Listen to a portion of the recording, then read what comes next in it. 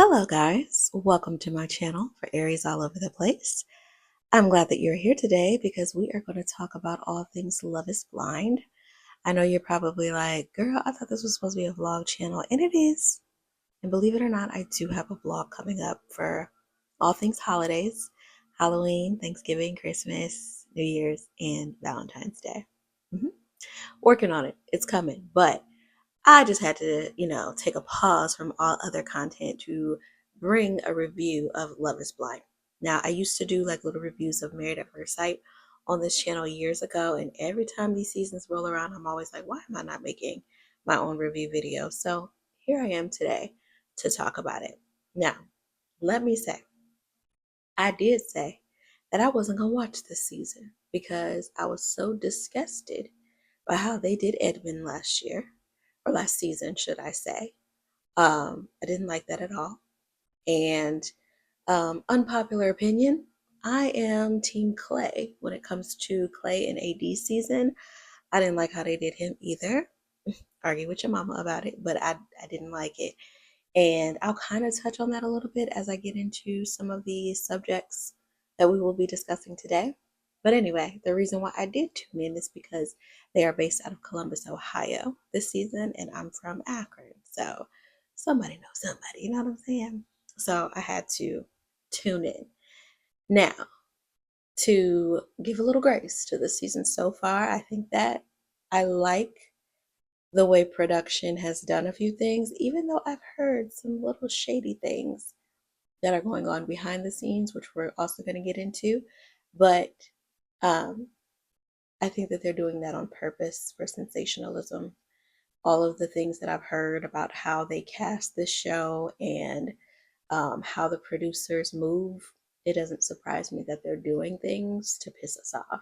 Of course they are, because it keeps us talking, it keeps us making videos like this one, you know what I'm saying? So I know that they got to do what they got to do to make people talk online. And that's exactly what they're doing because we've all got strong opinions about what's going on. Okay. But let's go ahead and get into it. All right. I've got my paper here to keep me on track with who I'm talking about. So there's some lawn work going on outside. So forgive that noise. But other than that, let's go ahead and jump right in to why we are gathered here today. Okay. All right. So before we jump into Vic and Christine, let me talk a little bit more about what it is that I like with the way production is doing things. So at first, when I'm watching, I thought that they rushed Vic and Christine so quick because you already know what the show they are already be talking about. I love you, I love you, I love you very soon. But I mean, it was first episode and they were like engaged first episode, and I'm like, the hell. But as time went on, I realized, oh, they are trying to give a little bit more attention to more couples. You know, usually when we watch, we see all these people in the men's quarters and the women's quarters. Usually it's the people of color, which we'll get to that later too, um, that are just sitting in the quarters, but we don't hear their story, but they're all over the advertising for the show. That's usually what we see. But this time around, I feel like they actually gave some pretty decent camera time to 90% of the people that were there. So, if not all. So, I really appreciated that and I liked that. So, last season, I think what we had like four couples maybe. This time we have eight couples that have gotten engaged that they've actually shown. Um, now, Vic and Christine, before I get into their dynamic with one another, we all saw that when it came time to the trip, Vic and Christine went to Malibu, California when everybody else went to Cabo. And it's like, why didn't Vic and Christine go? So then, just like everybody else, I'm thinking maybe it's a passport issue, but I would think that the show would require them to have a passport, seeing as though they send them out of the country for a trip. Um, but that's, of course, what most people were thinking, or they legally can't leave the country or something like that. No, apparently it was because of a budget that Netflix didn't have to send eight couples to Cabo. So one couple had to go to just Cali, and they chose Vic and Christine. This is allegedly. They chose Vic and Christine because they were less drama. So they felt like they needed to go, I guess, where cameras weren't going to be because they weren't going to bring drama to the show, which I think is stupid. Now, speaking of not being bringing drama, though, Vic is boring. I will say that he is stiff as a board.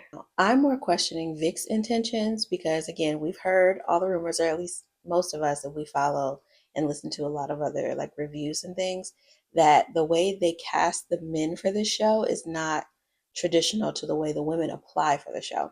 They usually typically reach out to the men on Instagram or whatever to try to cast them. That's what is given with Vic. Okay. Like, I'm here so I don't get fined type of like energy that he gives.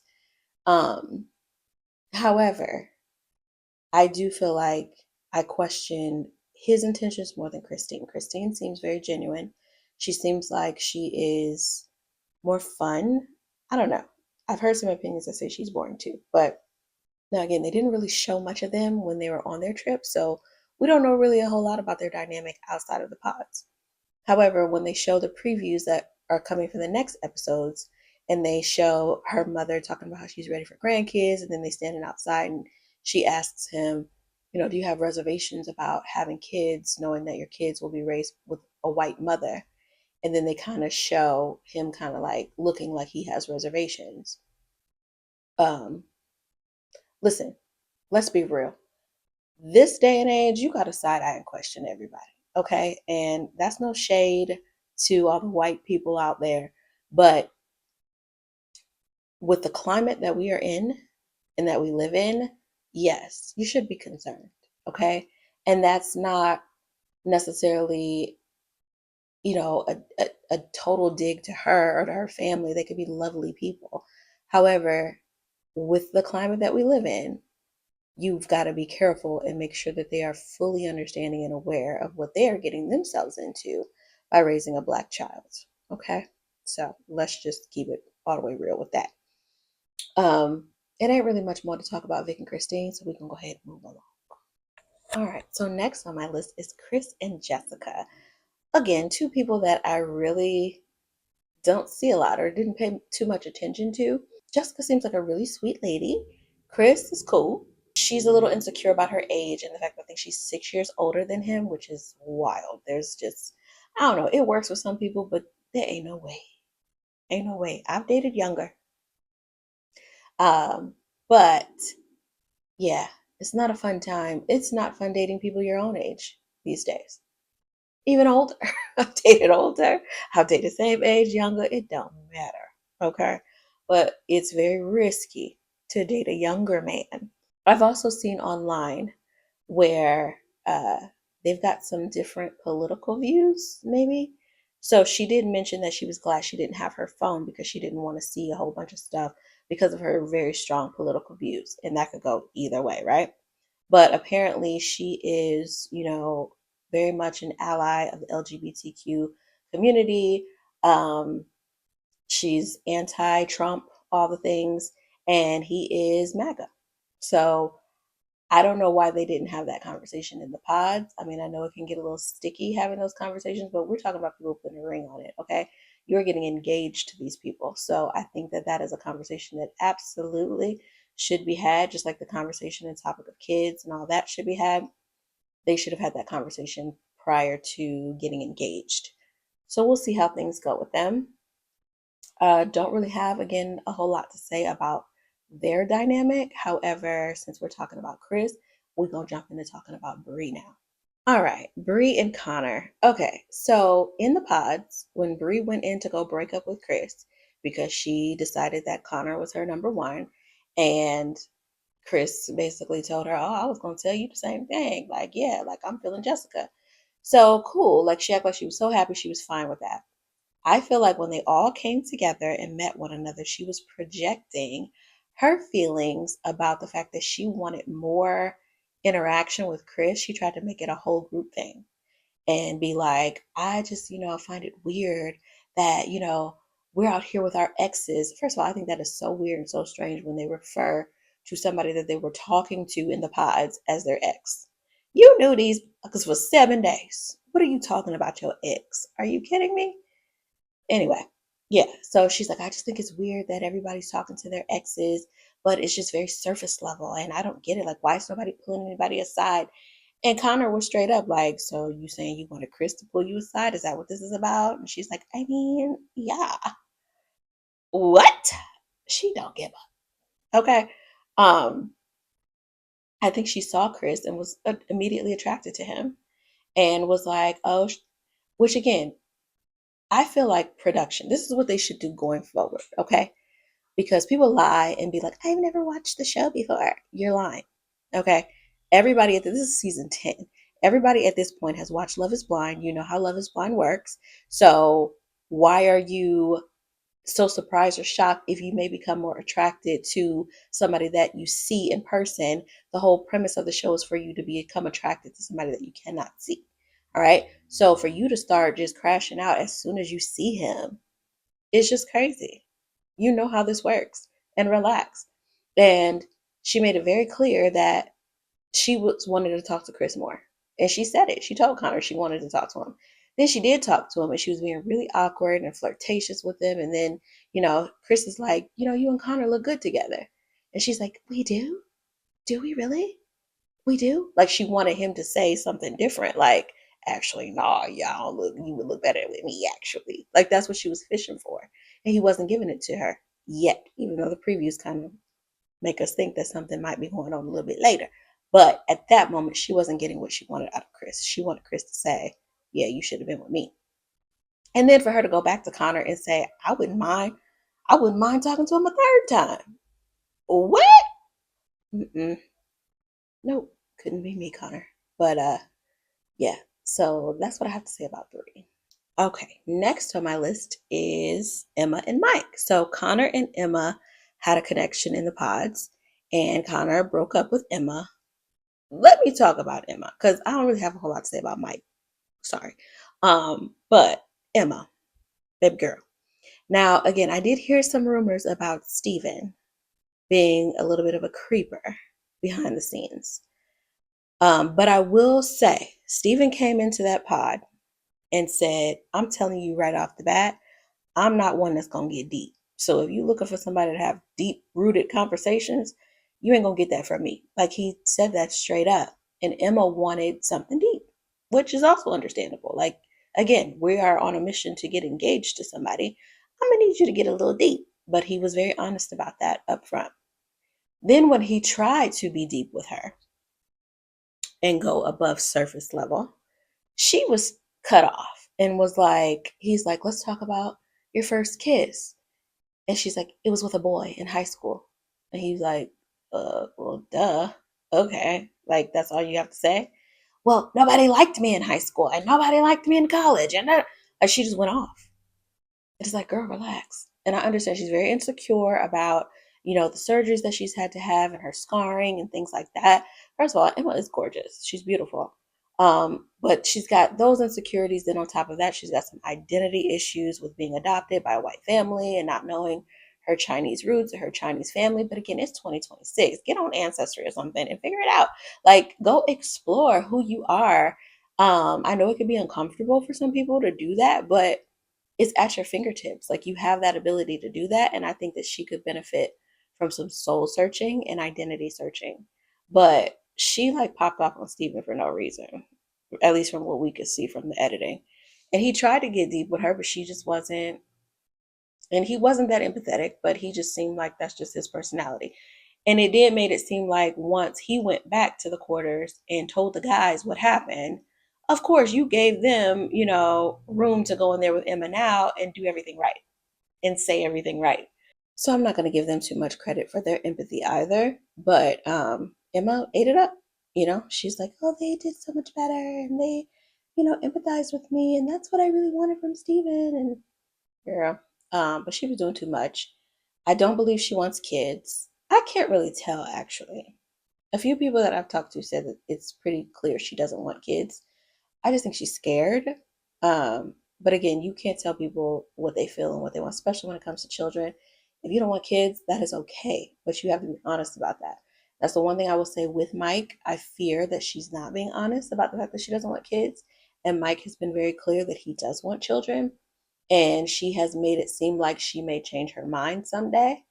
I'm not so sure she'll change her mind. And that worries me for Mike's sake because men deserve to have those desires of their heart as well. Like when it comes to wanting children, it shouldn't just be a woman based thing and what a woman wants. Yes, we should have full autonomy over our bodies and what we want to do, but you need to partner with somebody who has that same goal for their life, or maybe already has kids and doesn't want more, or whatever it may be. But it's not fair to bring someone in that does not have children and say that you're on the fence about it when you know that it's a hard no for you.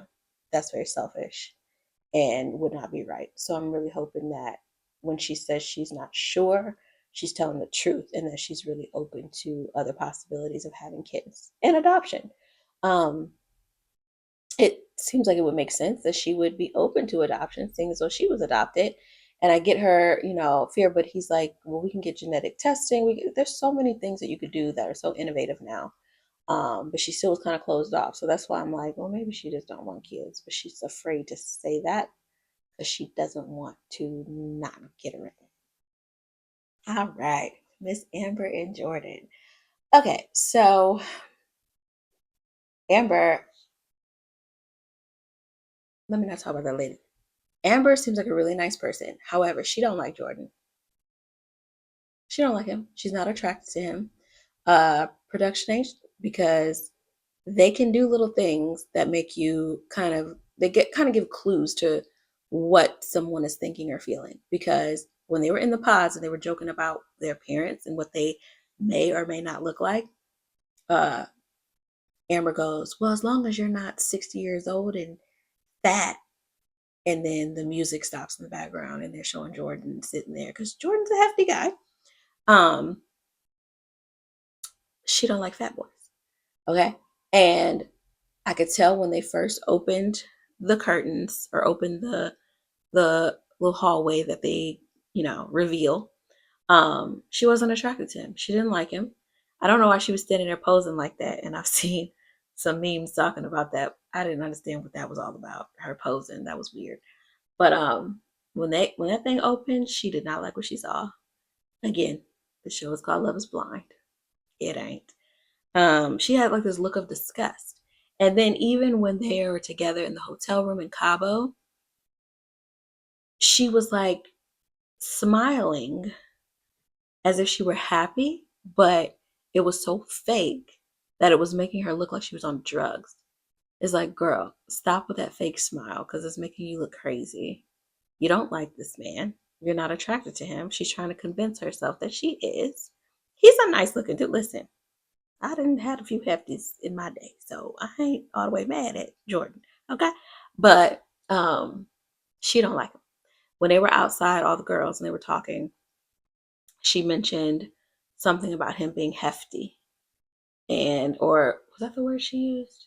I think that's the word she used. He's a hefty guy. But the fact that she said that out loud, girl, you don't like him. So that's what I say about her. I do think it was funny, and that's also going around where she was like, men will stick their dick in a chicken sandwich. She's absolutely correct. They literally will.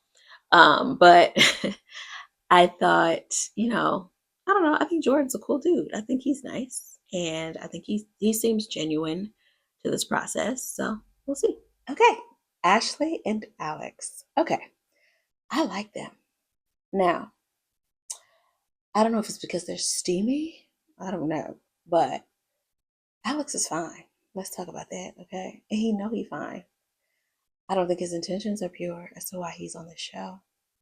I think he is trying to further his professional soccer career or maybe get what you call it, a sports commentating job or something. I don't know. But that man won't stop talking about himself and won't stop talking about his soccer in his past career. He won't shut up. He fine though. He is fine. Um, and he's a leader.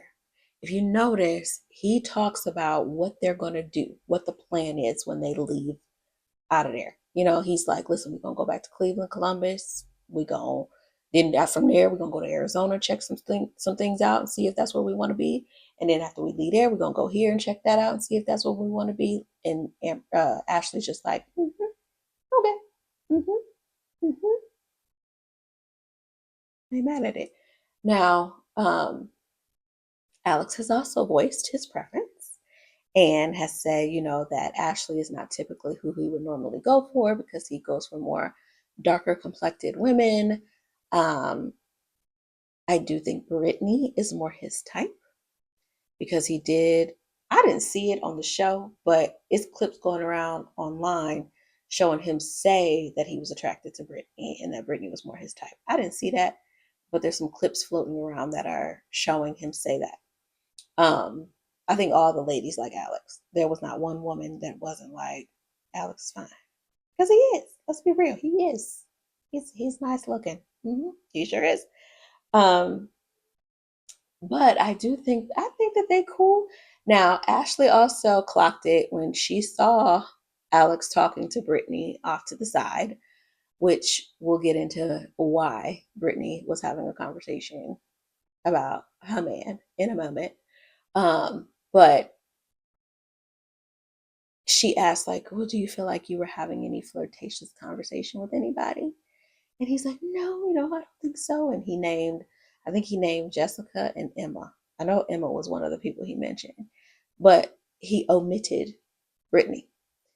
And Ashley, she caught that. She said, well, who else? I said, Ashley, I know that's right. You can try, but no. Let's talk about the real one here. And he said, well, I talked to Brittany, for a minute, but I didn't think I was flirtatious. But you can let me know. I mean, we can run the tape back and you can let me know if I was flirtatious. You know you were flirtatious. I didn't think it was flirtatious conversation, but men tell on themselves, even when they don't do nothing wrong, if it's up here, they can't help but to make it come out of here. So it was up here for him. And then when Ashley brought it up, he's like, oh, yeah, he's like, got the stuttering. I don't know. I don't know. I mean, maybe it was flirtatious. I don't know. But you can let me know if I was flirting. I don't know. Because in his head and here, he was flirting. He wasn't really, but in his mind, he was. So he thought he was caught. But he's a man. So he didn't think that one through. But she caught it. And hopefully she don't act stupid and like be all insecure and weird about it and make it a thing. Okay. But yeah. So that's all I got so far with Alex and Ashley, but we'll see what happens in the next episodes. Now, let's go ahead and get into Brittany and Devontae. And I'm going to say his name like that every time because you already know Devontae. Okay? Now, in them pods, there were very much clues on both sides that gave that they were black people. Okay? The man's name is Devontae. How many white boys you know named Devontae? I'm just saying. I'm just saying. Now her name is Brittany. So in his mind, maybe he thought she was white. I don't know. And maybe he was judging by the way she speaks, which is also problematic because just because a person talks a certain way does not mean that they're not black or that they are automatically white or whatever it may be. Like, can we stop with that? Again, it's 2026. What are we talking about? What? You talk black? Is that what we're doing? Anyway, um, she also said she liked to do the electric slide and the wobble. I mean, that could be anybody, but the fact that she called out, like, well, I have a feeling of, what you are with your name being Devontae. If she was not a person of color, that could have came off very wrong, right? So he should have assumed by giving grace that, clearly she's a person of color if she would, point that out. Also, we talked about how Alex is attracted to Brittany. Brittany is gorgeous. She's so pretty. Okay. Body is T. She's beautiful. She's gorgeous. She's half Latina, half black. Yeah, she's beautiful. Now, when they saw each other for the first time, she even admitted she's not, all that attracted physically to Devontae. But again, that's the purpose of the show, right? Um, he wouldn't normally be her type that she would go after. And she did make a comment like, well, we're all gonna get fat someday. I'm like, okay, girl, well, you didn't have to say that, but hey. But let's talk about Devontae and his analysis. He says out loud, again, in the year 2026 on national television, I've never dated a person of color before. The fact that he's never dated a person of color is not the issue. What's the issue is the phrasing in which he said that, being a person of color. I don't think he realizes that he is, which is wild to say, oh, I never saw, because then he made it like he never imagined that he would be with a person of color, which tells me that you don't think you're a person of color. Because why would you never imagine that as a person of color? It may not happen, it may not be your preference, but why would you never imagine it? That doesn't make any sense. Now I could say to myself, I never imagined that I'd be with a white man, but it could happen. But it could make sense because I'm a black woman to say that. A white man could say, I never imagined that I'd be with a black girl before, but here I am. That would make sense because you're white. But as a black man, to say that you never imagined it, because that's pretty much what he said. Because later on, when they were in the hot tub, he says that he always thought that the person he's supposed to be with is what he's most attracted to, which is white girls. So you always thought that that was your person, a white girl. Like, why, again, why would you say that, and why do you feel that? Like, if I were to say as a black woman, oh my gosh, I never imagined I'd be with a black man before. I always thought that the person I'm meant to be with was a white man. That sounds crazy, right? Sounds crazy. Yeah, Devontae is crazy. On top of the fact of, how do we go from you getting down on one knee, proposing to her, all over her when y'all do the reveal thing, you kissing on her and everything, and then all of a sudden you just shut it off and you stop kissing her, stop talking to her. She's saying that you walk past her, you don't speak. She wake up, you ain't in the room, you don't talk, you don't kiss her, you don't touch her, you don't want to do nothing intimate, you don't show any type of physical affection. Very familiar. I've seen that before in a man. And it's a personality disorder thing. There's something going on. Again, up here, we already know it's an identity issue, crisis happening. But it's also a personality disorder that he has. Even in the pool, he's like, when they're playing Never Have I Ever, put a pinky down if you've ever had a hickey. How old are you, sir? What? Ciao. Devontae is going to be interesting, but I'm also again hearing rumors. I didn't watch all of it because I don't want too many spoilers to come my way. But I heard that some of his ex-girlfriends are coming out who are white women and are saying some really like messed up things that he used to say about black women. These are coming from the white women he dated. So we'll see. All right. And last but not least, let's talk about Kevin, Kia, and Tyler.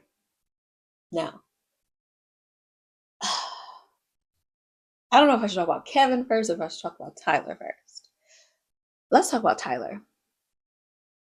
Listen, if Tyler was in a relationship with Kevin for like a year, even some months, I'd say her crashing out would be very valid. If he was like, oh, I have feelings for somebody else, whatever, whatever.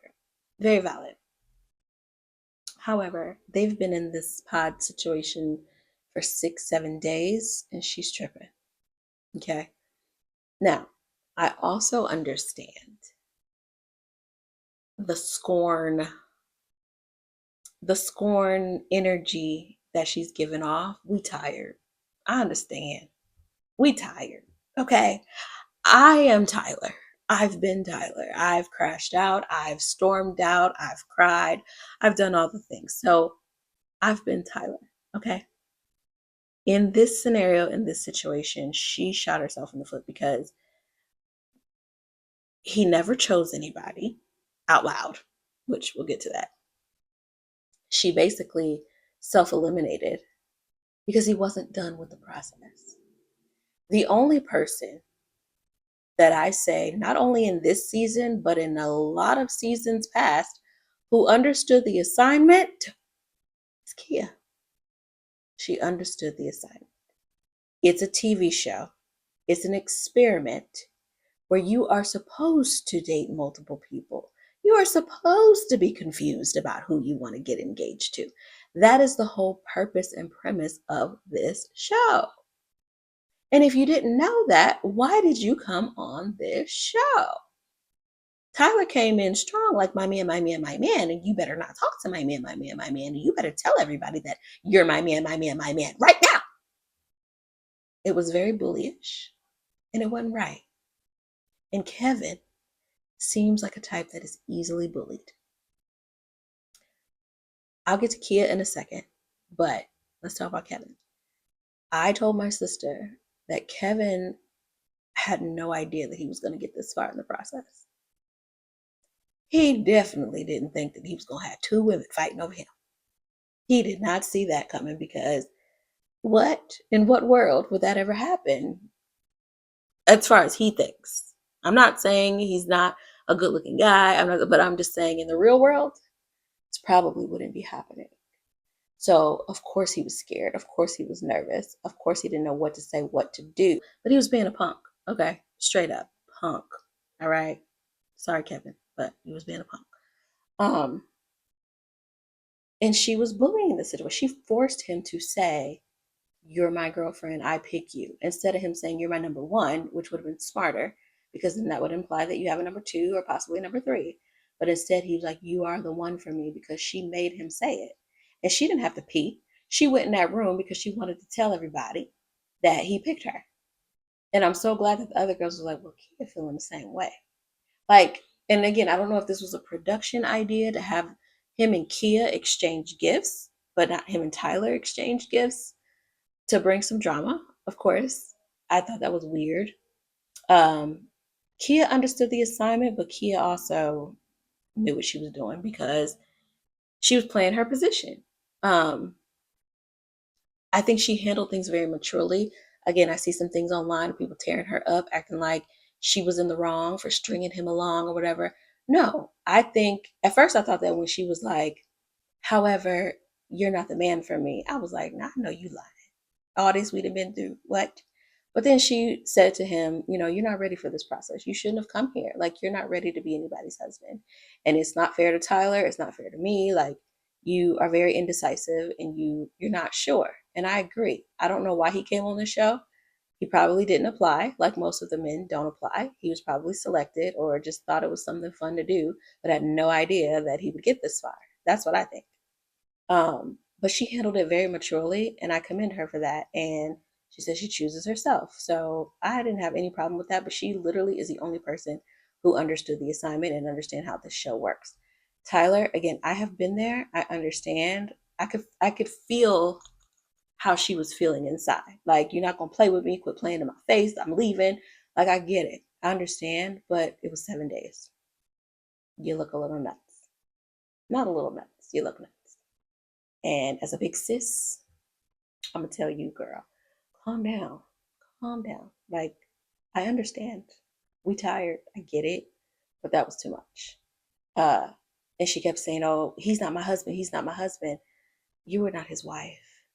You were not his wife because I was scared for him because you would have tore him up. You would have ate him up. Poor thing. Poor little Tink Tink. Poor thing.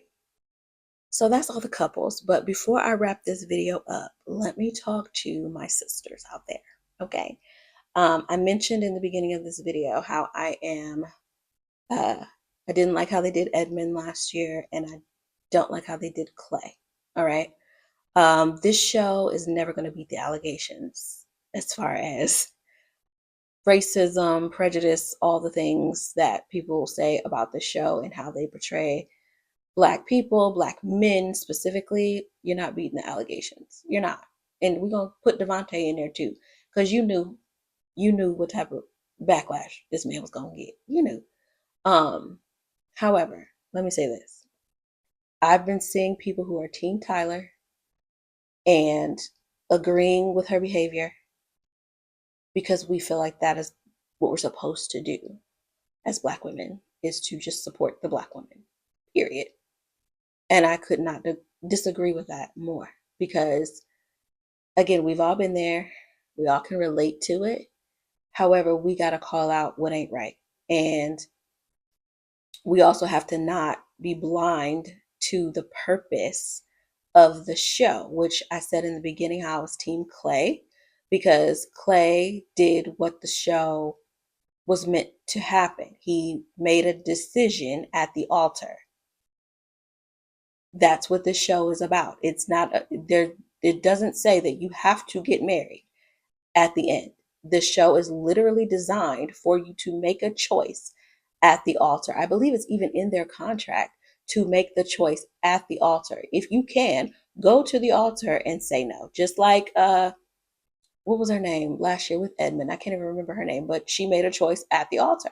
She had that right, and it was in her contract to do that. So it was fine. Now, did we all know that she didn't like that man? We all knew she didn't like that man. Come on. We all knew that. But she drug it along and she went there, but she didn't get the same smoke that Clay got. And I don't think that it's fair. And Tyler gonna be sitting on AD's podcast in a couple weeks. I can guarantee you that. And they're gonna try to make it and glorify it and make it like Kevin was this villain. And I'm not gonna let y'all do that. At least not here on this channel. I'm not gonna let y'all do that because I mean we're gonna see. We haven't gotten through the whole season yet. Kevin might be trash. But we're gonna see. But so far, no. None of them are trash. Tyler's not trash. Kevin's not trash. It just played out crazy. And again, I've been Tyler before. I know how Tyler feels. And I'm not even going to just put it 100% on Black men or Black women, women in general. Like, for example, when Emma came back into the women's quarters after talking to Steven and crashing out on him for no reason, she came in crying, and all the women just, oh, Emma, oh my God, what happened? What did he do? Oh my God, you don't deserve that. You don't deserve that. You deserve better. And oh my gosh, F him, you don't deserve that. You did nothing wrong. You did nothing wrong. Yes, she did. Yes, she did. And then they villainized Steven, and he didn't do nothing. He was catching strays. Now, I heard he's a trash bag behind the scenes, but from what we saw on camera, he didn't do nothing wrong. He didn't. So that's all I have to say about that. But we will catch up again when the next episodes drop. So, yeah, I'm going to be back on here giving my take on the episodes. I'm going to try to binge them. I have a flight to catch on Thursday, so I'm going to download the episodes. I can watch them on the plane, and then I will give my review on the next episode. So, thank y'all for watching. Leave your comments below. Make sure you like this video. Subscribe to my channel if you'd like to see more of my reviews or chat about the reviews. Maybe one day I'll, bring people on live and we'll have a group discussion if anybody's interested in that. So let me know in the comments if that's something that y'all would want to do. I've got the platform to do it. And yeah, so I will be back. Thanks for watching. Bye.